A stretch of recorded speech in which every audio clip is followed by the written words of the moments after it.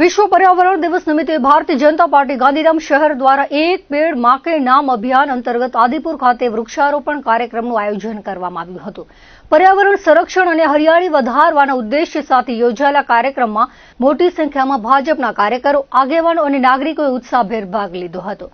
કાર્યક્રમમાં ગાંધીધામના ધારાસભ્ય માલતીબેન મહેશ્વરી, ગાંધીધામ મહાનગરપાલિકાના મેયર દિવ્યાબેન નાથાણી તથા ભાજપ જિલ્લા મહામંત્રી ધવલ આચાર્ય વિશેષ ઉપસ્થિત રહ્યા હતા। મહાનુભાવોના હસ્તે વૃક્ષારોપણ કરવામાં આવ્યું હતું અને પર્યાવરણ જાળવણીનો સંદેશ આપવામાં આવ્યો હતો। વક્તાઓએ જણાવ્યું હતું કે વૃક્ષોનું વાવેતર અને તેનું જતન આજના સમયમાં અત્યંત જરૂરી છે, કારણ કે હરિયાળું પર્યાવરણ જ આવનારી પેઢીને સ્વસ્થ અને સુરક્ષિત ભવિષ્ય આપી શકે છે। એક પેડ માં કે નામ અભિયાન અંતર્ગત ઉપસ્થિત સૌએ વૃક્ષારોપણ કરી વૃક્ષોના સંવર્ધન અને જતનનો સંકલ્પ પણ લીધો હતો।